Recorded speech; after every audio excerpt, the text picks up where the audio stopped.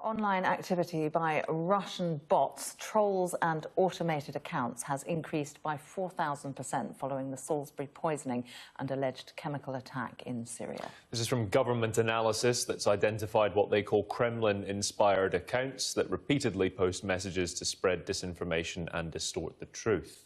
Well, Theresa May has said that this disinformation campaign is not just aimed at social media and the UK. It is intended to undermine the actual institutions and processes of the rules-based systems, such as the Organisation for the Prevention of Chemical Weapons. Hi everyone, this is Skynewa.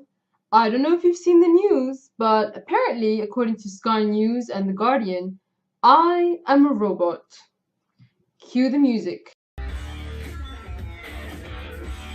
Alarming statistics there. Can you just unpick them for us, Alistair?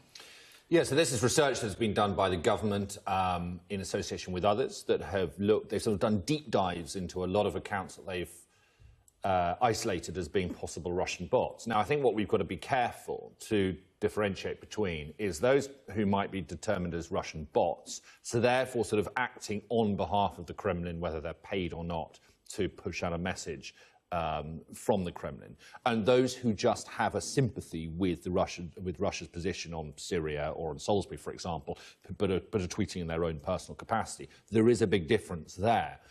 But the figures are quite extraordinary. They've looked into 45,000, or they've identified 45,000 accounts.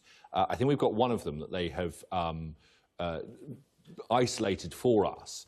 Now, this is a lady called Partisangirl, which actually, she is a prolific tweeter, 48.9 thousand tweets in her tweeting history. Followers. Very large follower base, tweeting a lot about Syria and about Russia and about the US and the UK and how they all sort of overlap. Now, the argument by the government is that having looked very deeply into her Twitter history, they believe that some of her tweets are nefarious. So they are not necessarily, she is not necessarily representing an individual with individual views, but her tweets are pushing out a message that is allied to the Kremlin. Now that's over. Let's get to the serious part. I'm not a robot. I'm a human being. I bleed red. I assure you that I'm not an android and I was not sent over here from an alien civilization to inform you that your news is fake.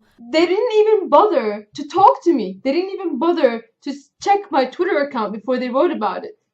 The fact that there's a blue tick against it means that my identity is verified. I mean, they don't even think. They don't even think to question the government line. And yet I am the robot?